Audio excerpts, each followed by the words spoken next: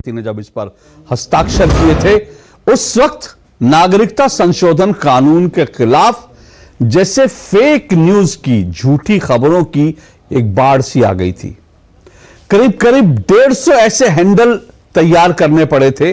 जो fact checkers हैं सरकार की तरफ से 150 ऐसे हैंडल्स तैयार करने पड़े थे जो लगातार काम करें और नागरिकता संशोधन कानून को लेकर जो झूठी बातें हैं उनको प्रचारित प्रसारित करने से या उनको दरअसल काउंटर किया जा सके। 150 ऐसे हैंडल दिन रात काम कर रहे थे। और अब जब नागरिकता संशोधन कानून को नोटिफाई कर दिया केंद्र सरकार ने और यह कानून लागू हो गया है, तो एक बार फिर से जैसे झूठी खबरों की, फेक न्यूज की फैक्ट्रियां जो हैं वो काम करने लगी हैं। और इसमें सबसे आगे जो है अल जजीरा है। अल जजीरा ने तुरंत एक खबर छापी है नागरिकता संशोधन कानून को लेकर, सीए को लेकर, और उसकी हेडिंग लगाई कि भारत सरकार ने एंटी मुस्लिम कानून को लागू कर दिया। मालूम है अल जजीरा के लोग जो हैं हिंदी तो नहीं समझ पाते होंगे, लेकिन शायद अंग्रेजी भी उनको समझ में नहीं आती है। कितना पढ़े लिखे लोग हैं मैं नहीं जानता, कितनी किसी कानून की समझ है मैं नहीं जानता, लेकिन ये जो नागरिकता संशोधन कानून है जिसे नोटिफाई किया गया है, उसको पढ़कर अब तो बहुत सारे मुस्लिम जो मौलाना हैं वो भी पढ़कर समझ रहे हैं और वो भी पढ़कर कह रहे हैं कि इस कानून में मुसलमान के विरोध में कुछ भी नहीं है। इस कानून से ना किसी की नागरिकता लेने का, किसी की नागरिकता छीनने का कोई सवाल ही नहीं है। मुस्लिम मौलाना आज कह रहे हैं यह कानून, नागरिकता संशोधन कानून सीधे सीधे पाकिस्तान, बांग्लादेश और अफगानिस्तान में जो धार्मिक रूप से उत्पीड़न का शिकार अल्पसंख्यक हैं, ये उनके लिए है। लेकिन जैसे मैंने कहा, फेक न्यूज की फैक्ट्रियां शुरू हो गई हैं और साथ साथ सियासत भी शुरू हो गई है और सियासत धीरे धीरे तेज हो रही है। और आज दो टूक में इसी पर चर्चा करेंगे, सीए पर फिर से सियासत। तमिलनाडु के मुख्यमंत्री ने कहा है कि अपने राज्य में वो सीए कानून को लागू नहीं होने देंगे। केरल के मुख्यमंत्री कह रहे हैं, ममता बनर्जी कह रही हैं, ममता बनर्जी कल सिलीगुड़ी में इसको लेकर एक बड़ी सभा करने जा रही हैं।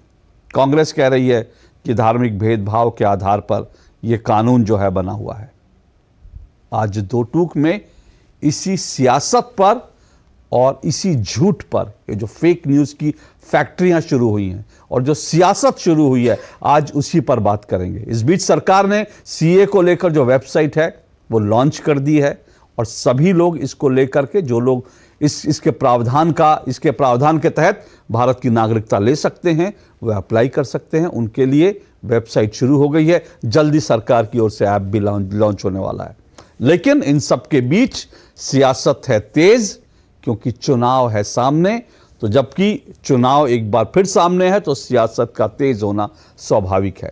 तो दो टूक में आज हम इसी पर चर्चा करेंगे, सीए पर फिर से सियासत। इससे पहले कि आगे बढ़े, जरा विपक्ष की आवाजें सुन लीजिए और उन लोगों की आवाजें भी सुन लीजिए जो लोग धार्मिक रूप से उत्पीड़ित होकर बांग्लादेश और पाकिस्तान छोड़ करके भारत आए हैं। उनकी आवाजें सुनिए और विपक्ष की आवाजें सुनिए, उसके बाद इस डिबेट को शुरू करेंगे। सुनिए जरा।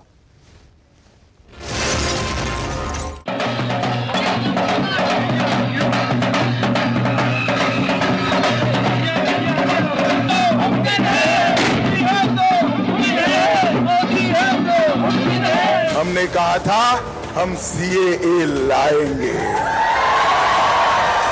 आजादी के वक्त से कांग्रेस पार्टी और हमारे संविधान निर्माताओं का वादा था कि बांग्लादेश, अफगानिस्तान और पाकिस्तान से जो शरणार्थी आएंगे, जो वहां की प्रताड़ना झेल कर आएंगे, उसको हम नागरिकता देंगे। मगर तुष्टीकरण की, वोट बैंक की राजनीति के कारण कांग्रेस पार्टी इसका विरोध करती थी। लाखों करोड़ों लोग पाकिस्तान से और बांग्लादेश से अपना धर्म बचाने के लिए, अपना सम्मान बचाने के लिए इस देश में आए उनको नागरिकता नहीं मिलती थी, नरेंद्र मोदी जी ने हिंदू, बौद्ध, जैन, इस सारे सिख, इस सारे लोगों को नागरिकता देकर उनका सम्मान करने का काम नरेंद्र मोदी जी ने किया। সংখ্যালঘুও তো আছেই, ইচ্ছা করেই কালকের দিনটা বেছে নেওয়া হয়েছে, কারণ কালকে থেকে রমজান মাস শুরু হয়েছে, এটা আমরা বুঝি। अभी है तो मुमकिन है ये यहाँ पे सिद्ध हो गया है, ये बेटी नागरिकता है, इसका जन्म हिंदुस्तान के अंदर हुआ है और ये खुशकिस्मत है, इसकी बदौलत ये सभी लोगों को नागरिकता मिलने जा रही है। अब चुनाव के माध्यम इसका मतलब यह है कि दो कम्युनिटी में रिएक्ट कराना ताकि ये कम्युनलाइज हो जाए और वोट का फायदा लेना। बहुत खुश है, मैं इतने खुश हैं, जो हमें फांसी लगती है ना उसका फंदा निकल जाता है ना, इतने हम खुश हैं। उन्होंने नागरिकता के सवाल को धर्म के साथ जोड़ा है। अगर वो इस धर्म के होंगे तो उनको नागरिकता मिलेगी, तो धर्म के साथ तो उन्होंने नागरिकता को जोड़ ही दिया है। पुराने दिन तो हम भूल गए, आज तो नागरिकता मिल गए, पुराने दिन तो गए हमारे, आज नए दिन आ गए। तो इसका एक ही मकसद है, राजनीतिक मकसद, चुनावी मकसद, ध्रुवीकरण का मकसद। हमारे लिए बहुत बड़ा खुशी का त्यौहार है, होली दिवाली से भी बहुत बड़ा त्यौहार है। देखिए, ये ध्यान भटकाने वाली बात है, चुनाव सामने है और ये चुनावी स्टंट्स हैं। नागरिकता देने की हमें कोई इतराज नहीं, नागरिकता देनी चाहिए, लेकिन उसमें रिलीजन डिफाइन क्यों कर दिया गया? हम जो भी दुख झेल कर यहाँ आ गए, लावे रिश्ते, हमारा मुल्क कोई नहीं था, ना यहाँ मुल्क था, ना कोई मुल्क नहीं था। अभी जो भारत सरकार ने नागरिकता ला कर दी है तो हमारे लिए बहुत गौरव की बात है। इसको आपको एनपीआर से और एनआरसी से जोड़कर देखना पड़ेगा और जब वो होगा तो जाहिर है उसमें सबसे ज्यादा निशाना बनेंगे मुसलमान, दलित, आदिवासी और गरीब लोग। जितने भी शरणार्थी ये भारतवर्ष में आए हैं, आज तक उन लोगों के पैर के नीचे मिट्टी नहीं था, जमीन नहीं था, आज वो जमीन उनको मिल गई। आज वो सिर उठा के बोल सकता है कि आज हम भारतीय है, आज हम हिंदुस्तानी है। पाकिस्तानी में रहते थे हिंदू भाई हमारे, ये हमारे हिंदू भाई है, उनको हम भारतीय से पहचानेंगे, हम ये नहीं बोलेंगे ये पाकिस्तान से, ये हमारे भारतीय। इन्होंने बड़े कष्ट देखे हैं।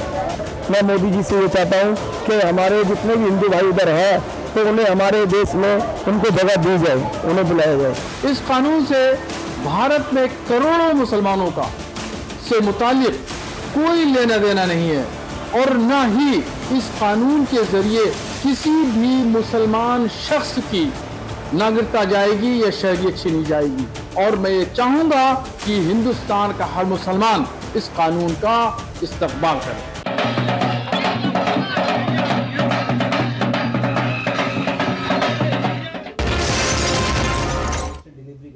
तो मौलाना शहाबुद्दीन रिजवी कह रहे हैं कि वो चाहेंगे कि हिंदुस्तान का हर मुसलमान इस कानून का इस्तकबाल करे, क्योंकि इससे किसी की नागरिकता नहीं जा रही। लेकिन जो बात मौलाना रिजवी समझ गए वो बाकी लोग क्यों नहीं समझ पा रहे।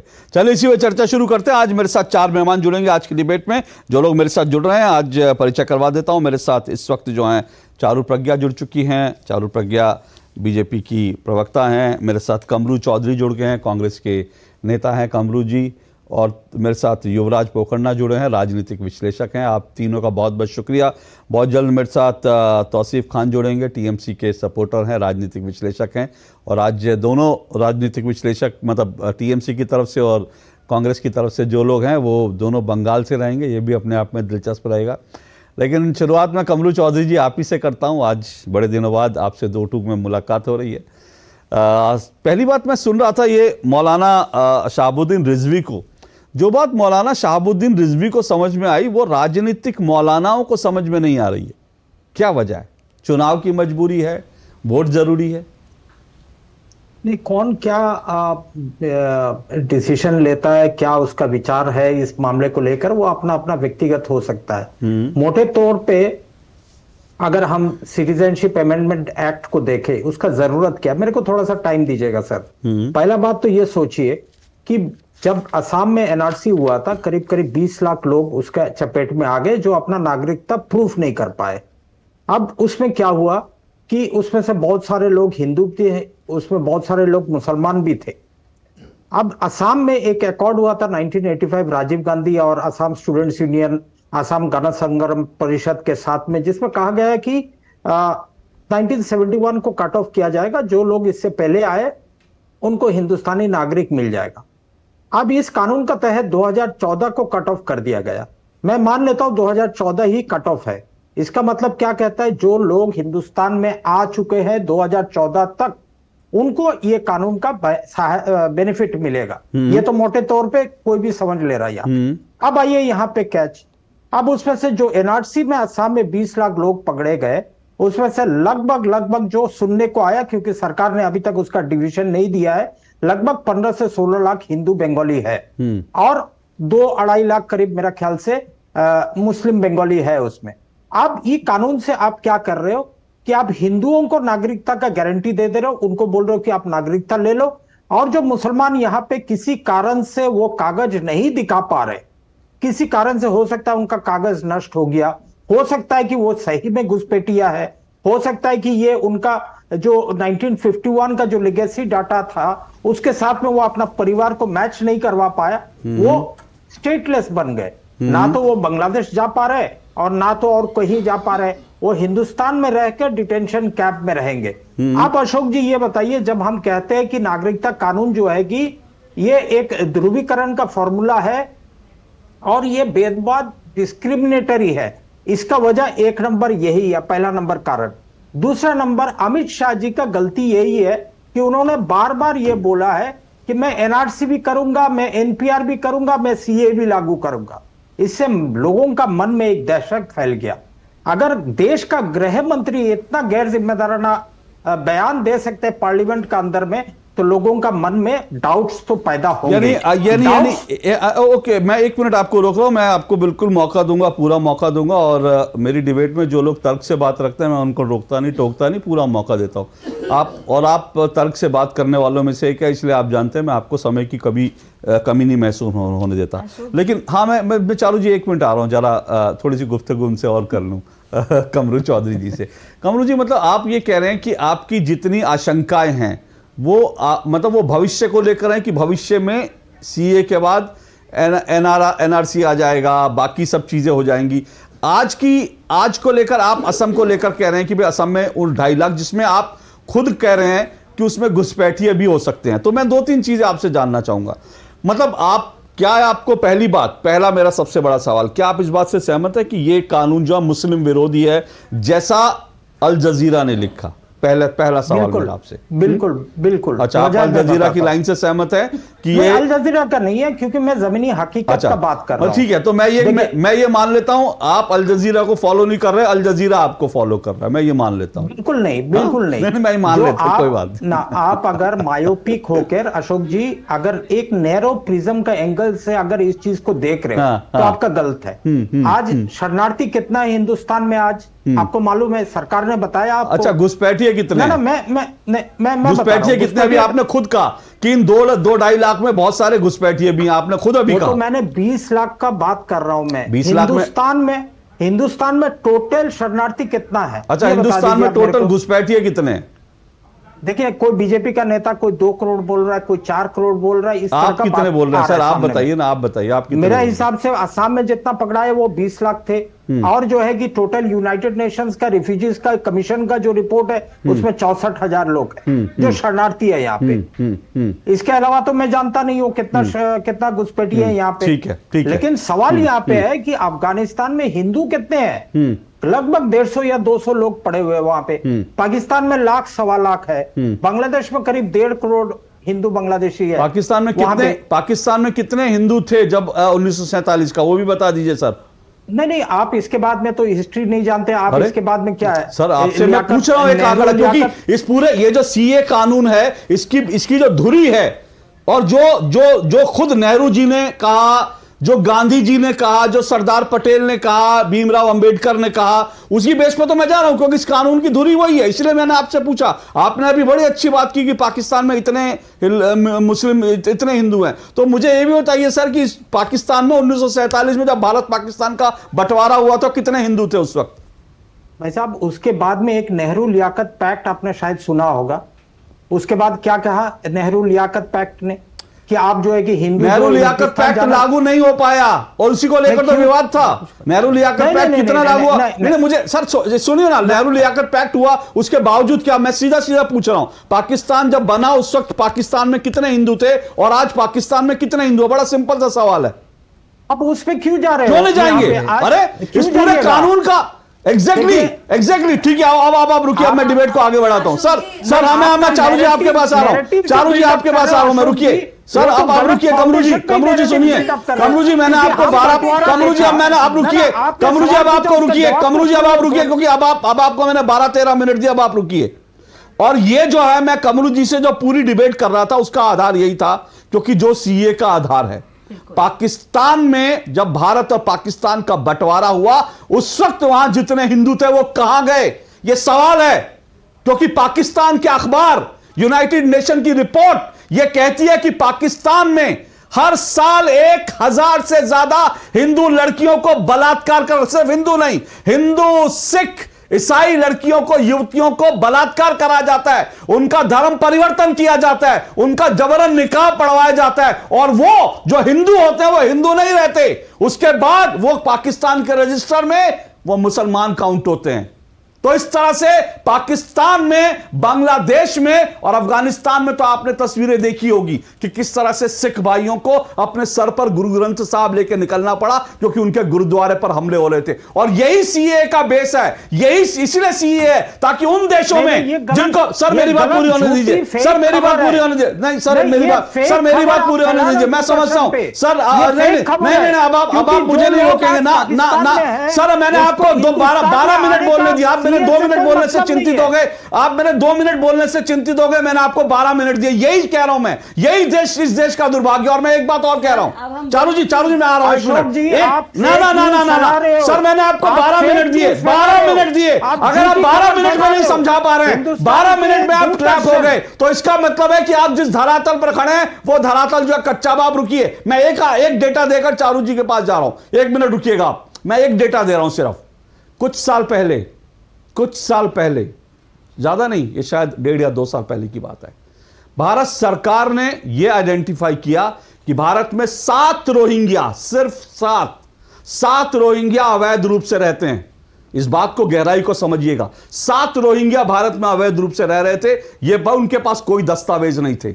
और भारत सरकार ने कानून के तहत, क्योंकि भारत में बहुत सारे रोहिंग्या जो हैं वो यूएन का दस्तावेज लेकर रहते हैं, उनकी बात नहीं कर रहा हूं, 7 रोहिंग्या अवैध रूप से भारत में घुसे थे। और जब उन 7 लोगों को निकालने की बात हुई तो पूरा एक गैंग जो है खड़ा हुआ और कहा कि उनके मानवाधिकारों की बात है, ह्यूमन राइट्स की बात है। सुप्रीम कोर्ट का दरवाजा खटखटाया गया उन 7 रोहिंग्या के लिए जो भारत में घुसे थे। घुसपैठियों के लिए दरवाजे खुलते हैं इस देश में, घुसपैठियों के लिए अदालत के दरवाजे खटखटाए जाते हैं, लेकिन जब प्रताड़ित हिंदू, सिख और ईसाइयों की बात होती है तो वहां पर जो है कानून का यह हवाला दिया जाता है और यह कहा जाता है कि यह जो कानून जो है मुस्लिम विरोधी है। यही डबल स्टैंडर्ड है। चारू जी रिस्पॉन्ड कीजिए, उन्होंने जो कहा वो कह रहे हैं कि इसकी जरूरत क्या थी। सबसे बड़ी बात यह है, वो कह रहे हैं जरूरत क्या थी, और उन्होंने, कमरू जी ने असम का कंटेक्स्ट उठाया। जी नमस्ते अशोक जी, और सभी दर्शकों को भी मेरा प्रणाम। कमरू जी को आपने 12 मिनट दिए, मुझे 2 मिनट ज़रूर दीजिएगा। मैं 3 बातें कहना चाहती हूँ। सबसे पहले आप आंकड़े दे रहे थे, कुछ आंकड़े मैं देना चाहती हूँ। आज़ादी के समय बांग्लादेश में हिंदू पॉपुलेशन 28% थी और पाकिस्तान में 15%। ये डेटा सबको मालूम है, पब्लिक डोमेन में अवेलेबल है। आज पाकिस्तान में 1% हिंदू है, 15% से 1%। कहाँ गए ये सारे हिंदू? और ये बहुत बड़ा सवाल है और इसको हमें बार बार उठाना होगा। दूसरी बात, हमारे जो पड़ोसी देश हैं ये इस्लामिक नेशंस हैं, ये मुसलमान देश हैं। यहाँ पर जो मुस्लिम होता है उसको ज़्यादा राइट्स मिलते हैं। वो इंडिया की तरह सेक्युलर नहीं है, वो भारत की तरह नहीं है। तो इन देशों में हमारा ये मानना होगा कि भाई मुसलमान देश है, मुसलमान इंसान तो वहाँ सुरक्षित रहेगा ही। वहाँ सुरक्षित कौन महसूस नहीं करता? ऐसे हिंदू जिनकी परसेंटेज 15 से 1 पर आ गई है, सिख, पारसी, क्रिश्चियन, जैन, और इन सारे लोगों को शरण देने का काम भारत माता ने किया। क्या ये गलत किया? अगर हम 2021 और 22 के आंकड़े देखें, केवल 1400 लोगों को हमारे देश की नागरिकता मिली है सीएए के तहत। तो क्या 1400 लोगों को घर देने के नाम पर आप देश जलाने की हमको धमकियां देंगे? अच्छा, एक और यहाँ पे बहुत ज़रूरी बात है, ये केवल एक फास्ट ट्रैक प्रोसेस है अशोक जी, जो यहाँ पर हल्ला मचाते हैं और झूठ फैलाने की बात करते हैं। अगर कोई मुसलमान भी आकर हमारे देश का नागरिक बनना चाहता है, स्वागत है। एक प्रोसेस है, एक एप्लीकेशन है, आप भरिए उस एप्लीकेशन को, गृह मंत्रालय उसको एक्सेस करेगा, देखेगा और आपको नागरिकता मिल जाएगी। फास्ट ट्रैक सिटीजनशिप के लिए सीएए को लाया गया है। ये उन लोगों को घर देने की बात है जिनका कोई घर नहीं है, जिनको अपने घर से निकालकर बाहर फेंका गया है। उस देश में वो लोग आके शरण ढूंढते हैं जो कहता है वसुदेव कुटुंबकम, जो पूरी दुनिया को अपना मानता है। तो भाई क्या हमारा काम नहीं बनता, हमारा धर्म नहीं बनता हम इन लोगों को घर दें? और एक फर्क हमारे देश में इन सारी विपक्षी पार्टियों को शायद समझ में नहीं आता, शरणार्थी और घुसपैठी के बीच में। एक तरफ ममता दीदी है जो घुसपैठियों को राशन कार्ड बनवाने में मदद करवाती है, और ये बात फैक्ट है, मैं ऐसे ही नहीं बोल रही। 17 लाख घुसपैठी पाए गए हैं केवल पश्चिम बंगाल में, केवल पश्चिम बंगाल में, और उनके जीतने का भी मार्जिन लगभग उतना ही था। तो घुसपैठियों को तो आप बुला रही हैं, आप उनका स्वागत कर रही हैं, जो सच में शरणार्थी हैं उनके खिलाफ आप मोर्चा खोल के खड़ी हैं। एक बात जो कमरू चौधरी जी ने कही, उन्होंने कहा कि दरअसल ये जो पूरी जो क्रोनोलॉजी की बात होती है कि भाई आज सीए आ गया, उसके बाद एनआरसी आएगा, जी मैं उस पे आने वाली थी। असम में कहते हैं कि असम में जो है हिंदुओं को निकाल दिया जाएगा उस सीए के बहाने, और जो मुस्लिम्स हैं इसलिए वो कह रहे हैं कि मुस्लिम को टारगेट करने के लिए ये पूरा कानून। देखिए, इस देश का मुसलमान अपने आप को टारगेटेड नहीं मान रहा है, ये केवल नेतागण हैं जो इस तरीके की बातें कर रहे हैं। फिर भी मैं उनको बता दूं, ये साथी उनके हैं जो कास्ट सेंसस करना चाहते हैं लेकिन पॉपुलेशन का सेंसस नहीं होने देना चाहते। आप आयरनी देखिए, कास्ट सेंसस करेंगे, कहां से करेंगे? आपको मालूम है आपके देश में पुरुष कितने हैं, महिलाएं कितनी हैं, बच्चे कितने हैं? क्या आपको मालूम है आपके देश में कितने लोग अब वोट दे सकते हैं और कितने लोग वोट नहीं देते? क्या आपको मालूम है आपको और कितनी स्कूल, कॉलेज, यूनिवर्सिटीज की जरूरत है, अस्पतालों की जरूरत है? ये सारा कैलकुलेट करने के लिए एनआरसी करना ही पड़ेगा। एनआरसी के आप खिलाफ हैं तो आप अपने देश के प्रोग्रेस के खिलाफ हैं।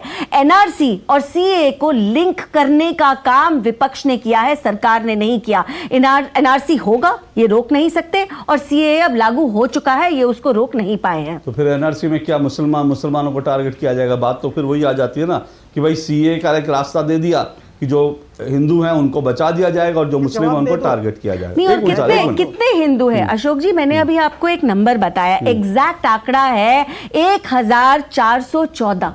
1414 लोग, और आप उसको कंपेयर कर रहे हैं 17 लाख घुसपैठियों से। असम की बात, कमरू चौधरी जी असम का मुद्दा बार आप असम को देखिए, आप पश्चिम बंगाल को देखिए, आप पूरे देश को एक नजरिए से देखिए। देखिए, असम का जो मुद्दा था उसको उठाकर सेंट्रल गवर्नमेंट ने उसमें फिर से स्टडी करी है और फिर से उस चीज को अमेंड किया गया है, इस एक्ट को फिर से अमेंड किया गया है। और जैसा कि मैंने कहा, ये केवल एक फास्ट ट्रैकिंग प्रोसेस है। फास्ट ट्रैक तो होना ही चाहिए। जो इतने सालों से इस देश में रह रहे हैं, 14 से 24 तक भी 10 साल हो गए हैं, तो जो 10 साल पहले भी इस देश में आ गए हैं और अपने घर में बिजली नहीं लगा पा रहे, अपने बच्चों को स्कूल नहीं भेज पा रहे, अपने बुजुर्गों का इलाज अस्पताल में नहीं करवा रहे, क्या उनको भी भारत माता ना अपनाए? इतनी इलॉजिकल बातें ये करते हैं। इनको लगता है ये बातें करेंगे तो जनता इनसे इंप्रेस होगी, इनको 2-4 वोट मिलते भी होंगे ना, तो वो भी नहीं मिलेंगे। एक मिनट मौका दूंगा कमरू जी, क्योंकि तौसीफ खान जी भी मेरे साथ जुड़ गए हैं और युवराज पोखरना भी जुड़े हैं। एक छोटा सा ब्रेक ले रहा हूं, ब्रेक के बाद इन दो मेहमानों को जोड़ लूंगा, फिर उसके बाद कमरू जी आपको मैं मौका दूंगा बोलने का। इस छोटे से ब्रेक के बाद बने रहिए मेरे साथ। सीए पर क्या सियासत हो रही है, क्या एक बार फिर से झूठ फैलाया जा रहा है, इसी पर आज की डिबेट है, आज की चर्चा है, इससे बने रहेंगे लेकिन इस ब्रेक के बाद। साल, बरस और सदी नहीं, एक युग गुजर जाएगा, उम्र न पूछो वंडर की, जब फर्क नजर आएगा। वंडर सीमेंट, फर्क नजर आएगा। बाबा हमारे लिए कितनी मेहनत करते हैं, कितना कितना वजन उठाते हैं।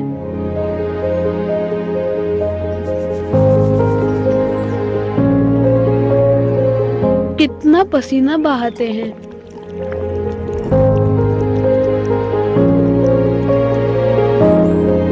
कड़ाके की ठंड से लड़ते हैं। हमें मजबूत बनाते हैं बाबा। पर बाबा को मजबूत कौन बनाता है? मोदी जी। 1.5 गुना एमएसपी देकर, किसान सम्मान का उपहार देकर, ऑनलाइन मंडियां खोलकर, फसल बीमा का कवरेज बढ़ाकर, नैनो यूरिया की बड़ी ताकत देकर, बीज से बाजार तक मजबूत कड़ी जोड़कर। मेरे बाबा मजबूत तो देश मजबूत। Thank you Modi ji. सशक्त किसान, मोदी सरकार की गारंटी।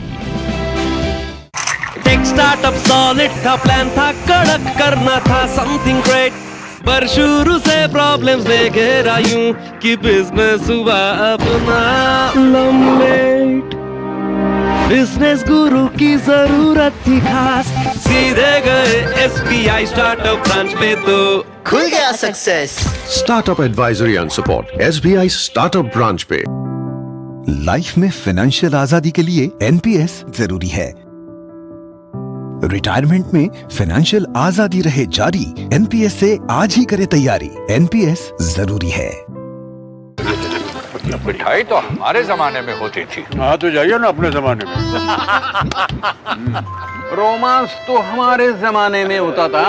पेमेंट भी उसी जमाने का है। अरे भैया डिजिटल पेमेंट करना सीखे नए जमाने में। इजी, सेफ एंड फास्ट है। हमने तो इनको डिजिटल पेमेंट करना सिखा दिया। आपने ये सेल्फी लेते हैं, ये हमारे जमाने का है। आरबीआई कहता है कि डिजिटल पेमेंट अपनाओ, औरों को भी सिखाओ। India is experiencing the impact of global warming and climate change, with more intense heat waves each passing year. This is one of the effects of the greenhouse gases emitted by humans.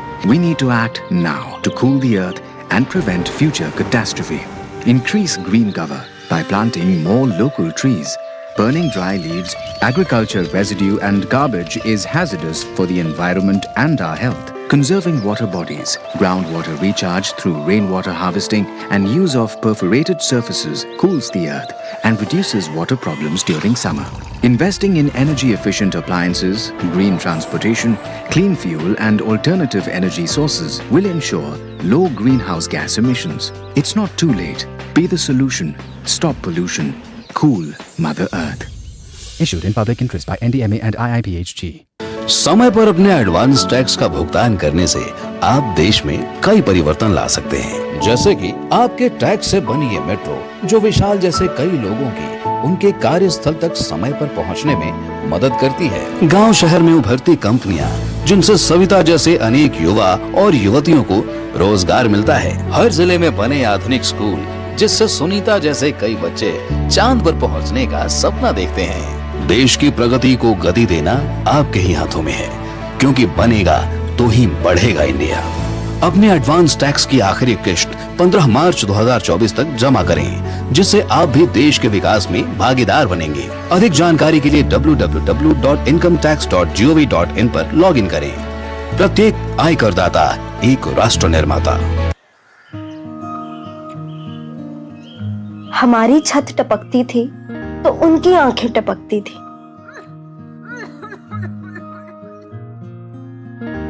हमारी दवा खाली होती थी तो उनकी नींद उड़ जाती थी।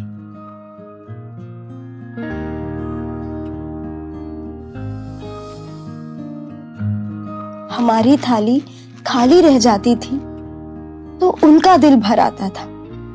ऐसा है मेरा परिवार, पक्की छत, सस्ती दवा और मुफ्त राशन, सब चिंताएं बांटती। इसीलिए हर माँ को लगता है हर बार। आज देश की करोड़ों माताएं बहनें, यही मोदी का परिवार है। मेरा भारत मेरा परिवार।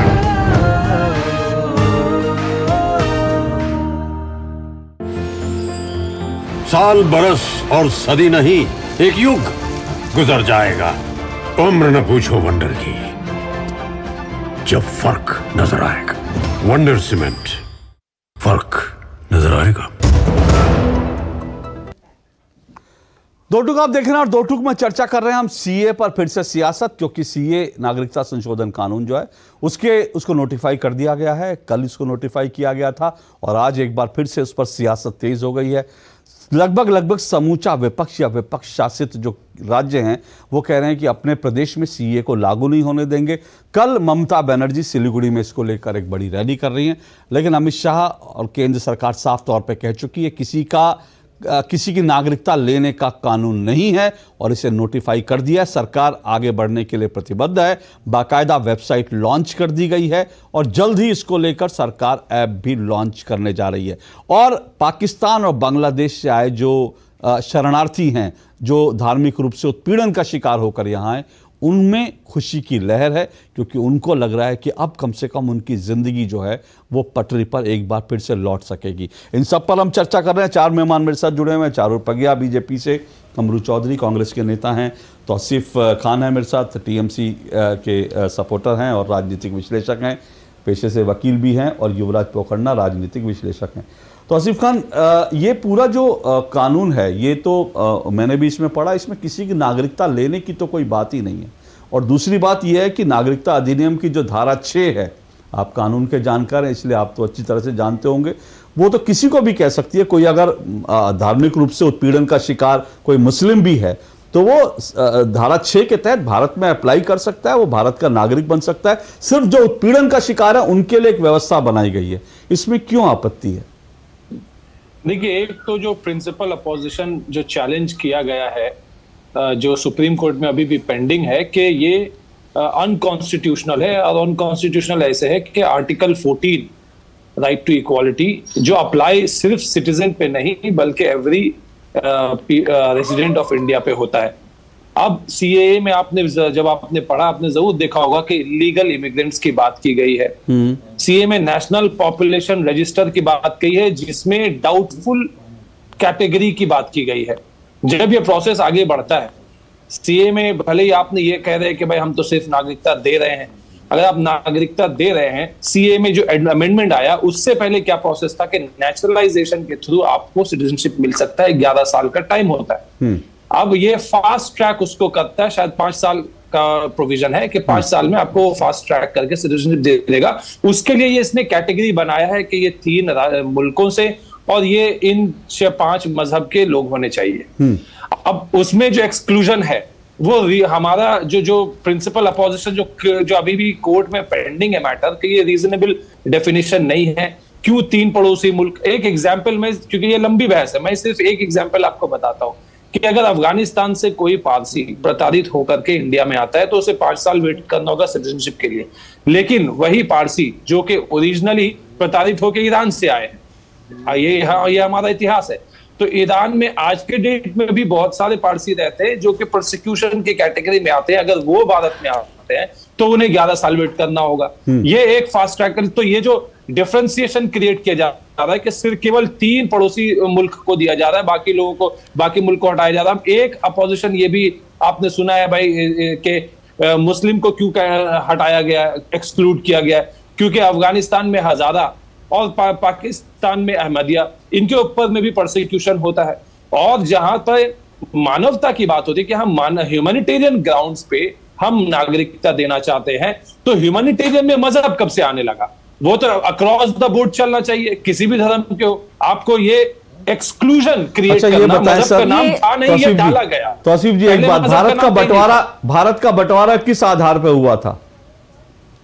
भारत का बंटवारा आप और हम बिल्कुल जानते हैं, जिसकी अपोजिशन, जिसको अपोज किया गया था, महात्मा गांधी ने उसको अपोज किया था, और उसको इन्हीं बीजेपी के जो पेरेंट हैं, पेरेंट ऑर्गेनाइजेशन थी जनसंघ वाले, नथुराम गोडसे ने उनको गोली मार दिया था कि नहीं, ये बंटवारा होना चाहिए। नहीं, मेरे सवाल का जवाब ये नहीं है, मैंने पूछा भारत का बंटवारा किस आधार पर हुआ था? मैंने सर जी पूछा, एक मिनट अशोक जी, आपने पूछा, मेरा सिंपल सा सवाल है सर, मैं सिर्फ ये जानना चाहता हूं, भारत का बंटवारा आज जो पाकिस्तान, आप दुनिया का नक्शा उठाते हैं उसमें जो पाकिस्तान दिखता है, जो बांग्लादेश दिखता है और अफगानिस्तान भी जो दिखता है, वो एक समय में भारत का हिस्सा था।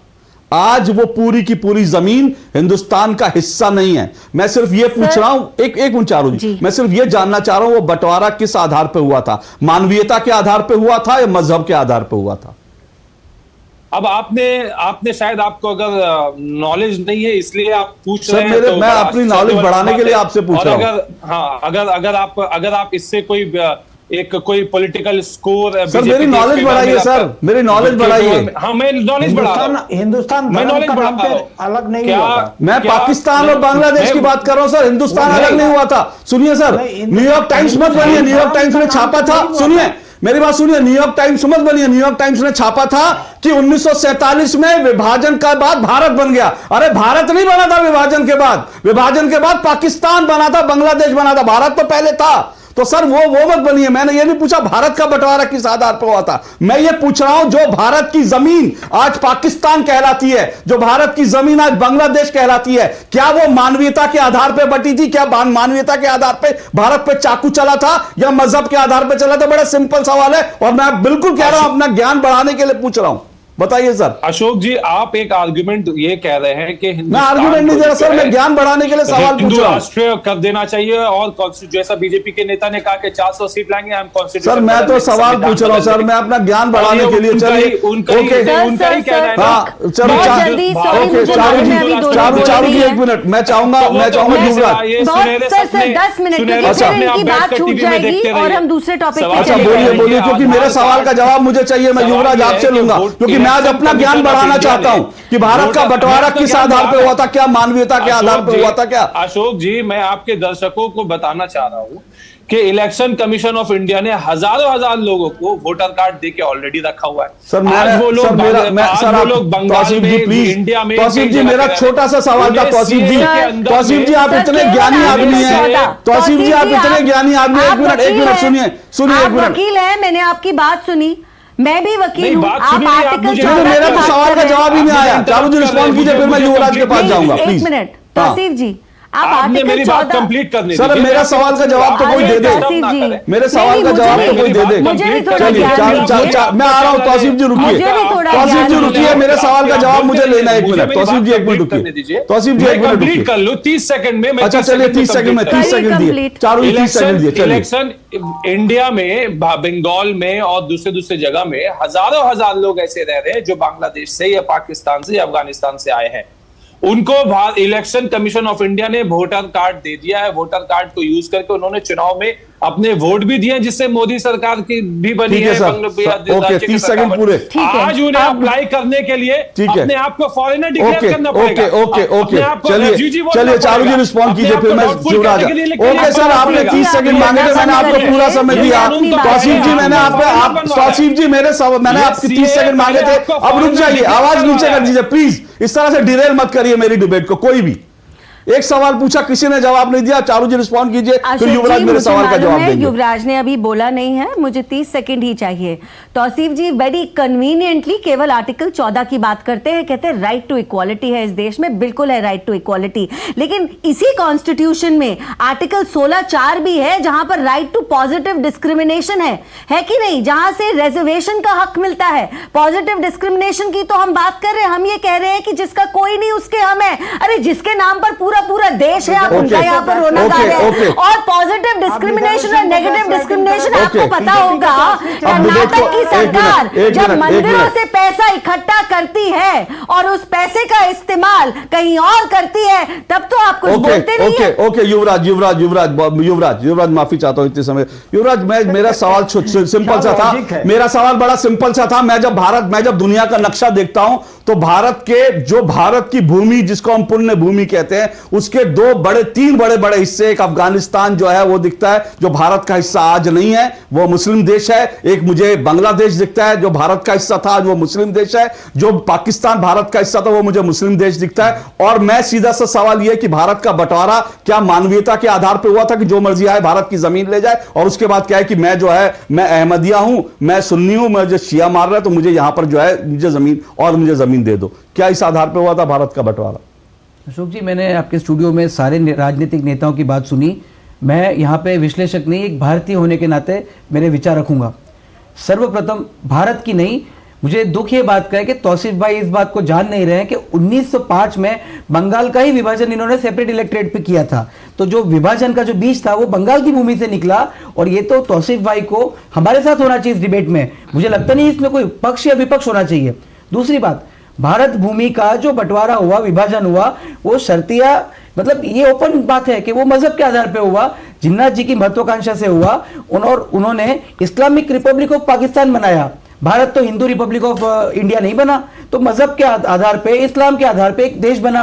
कोई बात नहीं भाई, बन गया, ठीक है।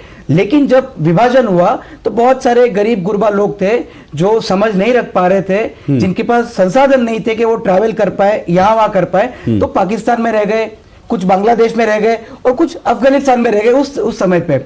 अब जब मजहब के आधार पे, इस्लाम के आधार पे एक देश बना है, वहां हिंदू, बौद्ध, पारसी, सिख, क्रिश्चियन भाई बहन भी हैं, उन पे प्रताड़ना की जा रही है, उनकी बच्चियों को घर से उठा के, शक्ल देख के, उम्र देख के, मजहब देख के उठाया जा रहा है, रेप किया जा रहा है, उनको जीवन का अधिकार नहीं मिल रहा है, मौलिक अधिकार नहीं मिल रहा है, शिक्षा विक्षा पानी कुछ स्वास्थ्य कुछ नहीं मिल रहा है। जब वो भारत नहीं आएंगे तो वो कहां जाएंगे? और जब वो भारत आ रहे हैं तो मैं एक बात ऐड जोड़ना चाहता हूं, ऐसा नहीं सभी को मिलेगी।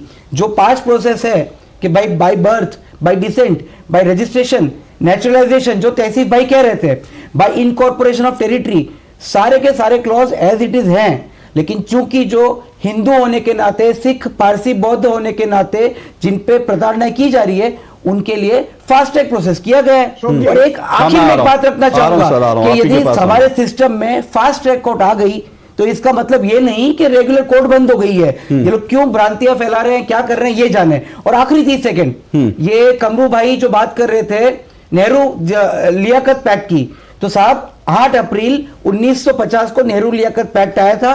एक विश्वास को लेकर समझौता हुआ था कि भारत में माइनॉरिटी का ध्यान रखा जाएगा और उसी तरह पाकिस्तान में भी उनके अल्पसंख्यकों का ध्यान रखा जाएगा, मजहब के या धार्मिक कोई प्रताड़ना नहीं की जाएगी, ये बात हो गई थी।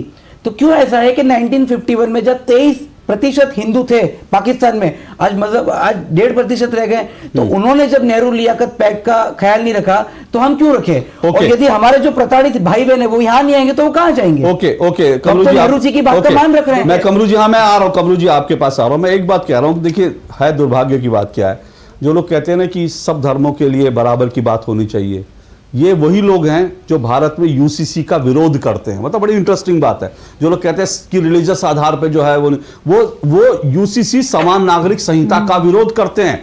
वो ये भी कहते हैं कि मुसलमानों को उनके शिक्षण संस्थान चलाने के लिए स्पेशल एक्ट की जरूरत है, वो बने रहना चाहिए। यानी एक हिंदू अगर अपनी संस्था चलाना चाहे, शैक्षिक संस्था, वो भारत में नहीं चला सकता, लेकिन एक मुस्लिम चला सकता है। सेंट स्टीफन कॉलेज में बाकायदा विज्ञापन दिया जाता है कि हमको हमारा प्रिंसिपल सिर्फ और सिर्फ क्रिश्चियन चाहिए, तो वो उनका माइनॉरिटी का हक है। और इसी तरह से अलीगढ़ मुस्लिम विश्वविद्यालय कहता है कि हम अपने यहां किसी भी SC ST को रिजर्वेशन नहीं देंगे क्योंकि हम माइनॉरिटी हैं, माइनॉरिटी होने के नाते हमें हिंदुस्तान में हक है। अभी चारू जी ने जिक्र किया, इस देश में जो है तमाम ईसाई संस्थानें, तमाम जो मस्जिदें हैं, जो चर्च हैं, वो कहते हैं कि हम अपना हिसाब सरकार को नहीं देंगे क्योंकि हम रिलीजियस बॉडी है और हमें माइनॉरिटी होने के नाते हक है। लेकिन हिंदू बॉडीज का सारा पैसा जो सरकार के पास जाएगा क्योंकि हिंदुओं को वो राइट नहीं है। तो ये डबल स्टैंडर्ड जो है कमरू जी, वो डबल चेहरा क्यों? फिर अगर आप रिलीजियस आधार पे सब चीजों की बात करें तो कहिए यूसीसी,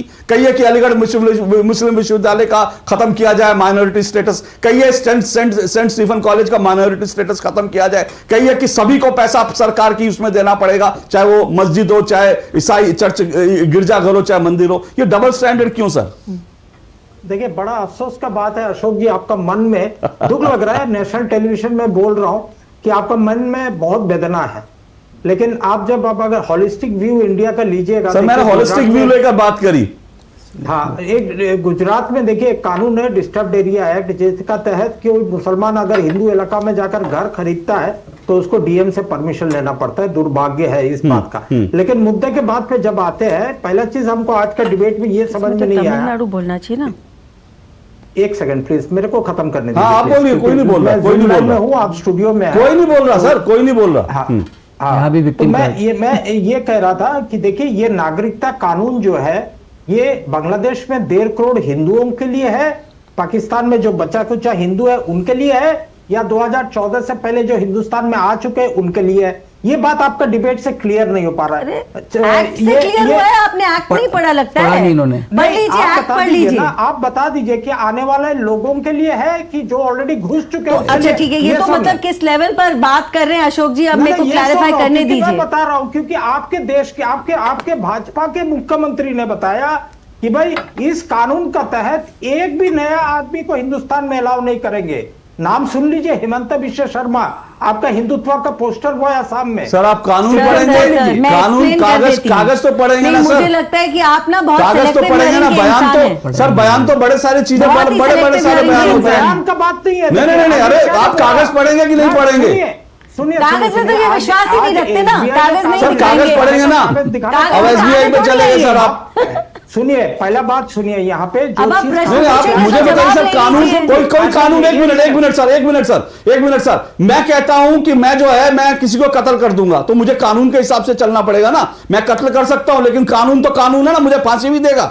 तो कोई कानून जो कानून के हिसाब से चलेगा ना। कोई आदमी क्या कह रहा है, मैं कहता हूं भारत का कानून नहीं मानता जी, मैं कहता हूं कि अशोक श्रीवास्तव जो है वो भारत का कानून नहीं मानता, तो मेरे कहने से हो जाएगा क्या? मेरे ऊपर कानून लागू होंगे सर? अभी मैं सुनिए सर, अभी मैं स्टूडियो से बाहर निकलूंगा, मैं किसी को गाड़ी ठोक दूंगा और कहूंगा कि मैं भारत का कानून नहीं मानता, मुझे हक है, तो क्या मुझे पुलिस वाला छोड़ देगा कि अशोक श्रीवास्तव दूरदर्शन का एंकर है, मुझ पर कानून लागू होगा? तो कानून को कागज से पढ़ेंगे ना सर। करिएगा डिबेट। सर मैं आपसे सिंपल पूछ रहा हूं, कानून, अरे वेरा बाउंड्री आप कर रहे हैं सर, आप कह रहे हैं उसने ये कहा, मैं कह रहा हूं कागज पढ़िए। 1.5 करोड़ बांग्लादेशी हिंदू, मैंने कहा कागज पढ़िए सर। अच्छा कमरू जी आपने कहा, सुनिए एक मिनट कमरू जी, आप एक मिनट। अच्छा कमरू जी आप डिबेट हेमंत बिश्व शर्मा के बयान पे करना चाहते हैं कि सीए कानून पे करना चाहते हैं, या हेमंत बिश्व शर्मा के करना चाहते हैं? मैं सिर्फ एक क्लैरिफिकेशन, नहीं क्लैरिफिकेशन आप चुप हो जाए तो हम दें। ठीक है, क्लैरिफिकेशन चारू जी दे दीजिए तो जी। देखिए मेरा सवाल सुन लीजिए। जी सुन लिया मैंने 3 बार। मैं आपको आपका सवाल फिर से बता देती हूँ। हुआ है उनके लिए है कि जो 1.5 करोड़ बांग्लादेशी सुन लिया। आप जितनी बार इस कानून को अपने इस बयान को दोहराएंगे, रिस्पॉन्ड कीजिए जी। अच्छा चलिए वो बात मैं छोड़ती हूँ। सबसे पहले तो अशोक जी आप ना मेरे समय में से 30 समय ये विपक्षी प्रवक्ताओं को दे दिया करिए, क्योंकि ये हमारा ही काम करते हैं, इस तरीके की ये बातें करते हैं। इस कानून में साफ साफ लिखा है जो 2014 तक भारत में आ गए हैं वो इस कानून के तहत अप्लाई कर सकते हैं नागरिकता के लिए।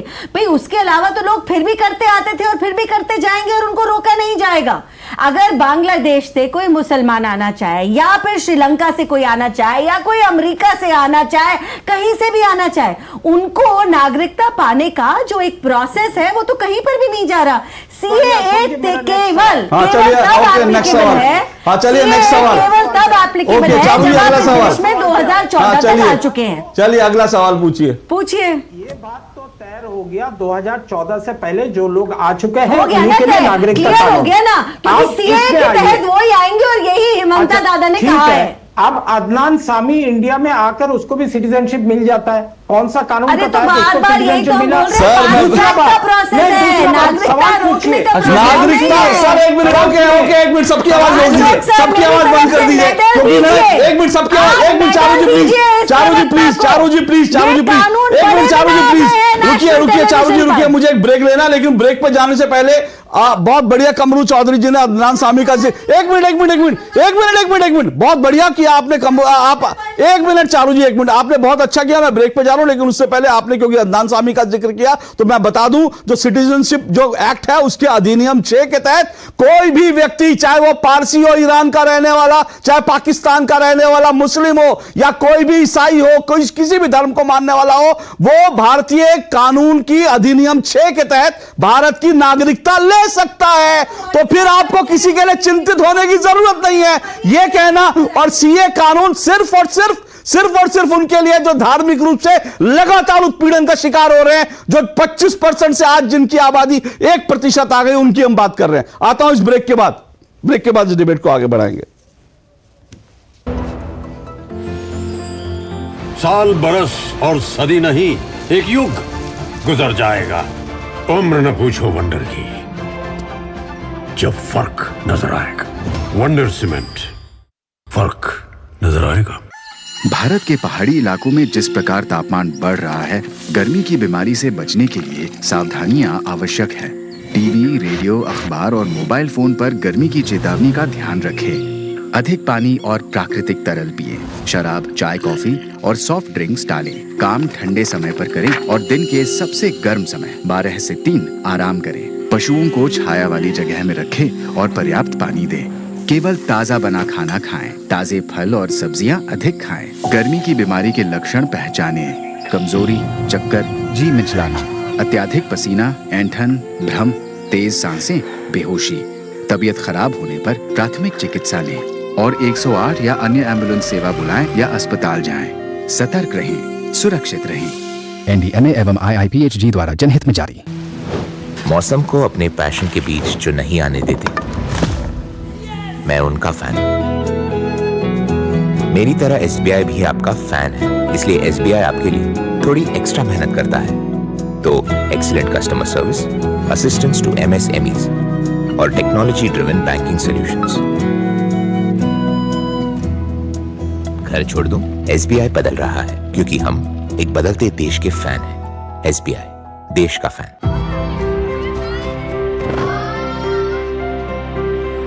माँ हमें दुनिया की काली नजर से बचाती है।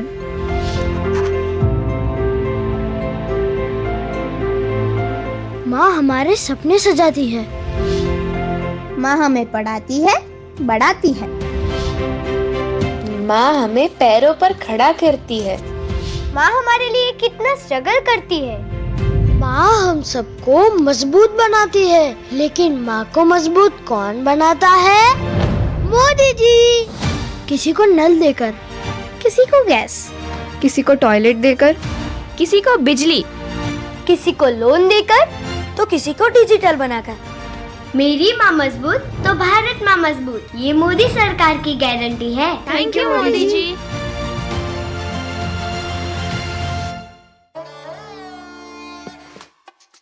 देखो यार, जिंदगी का कोई भरोसा नहीं, पता नहीं कब फोटो पे हार चढ़ जाए और फैमिली का फ्यूचर, बच्चों की पढ़ाई खतरे में पड़ जाए। तो आज ही पॉलिसी बाजार से 1 करोड़ का टर्म लाइफ इंश्योरेंस कराओ, सिर्फ 525 रुपए महीने से शुरू।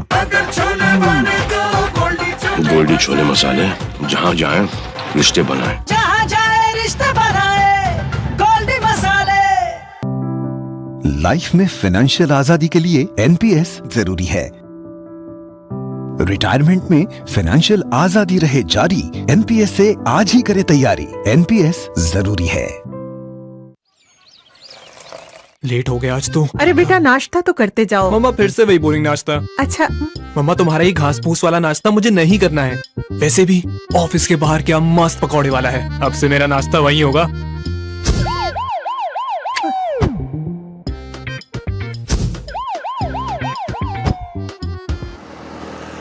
क्या भैया, जब देखो टीवी देखते रहते हो, कभी तो वर्कआउट कर लिया करो।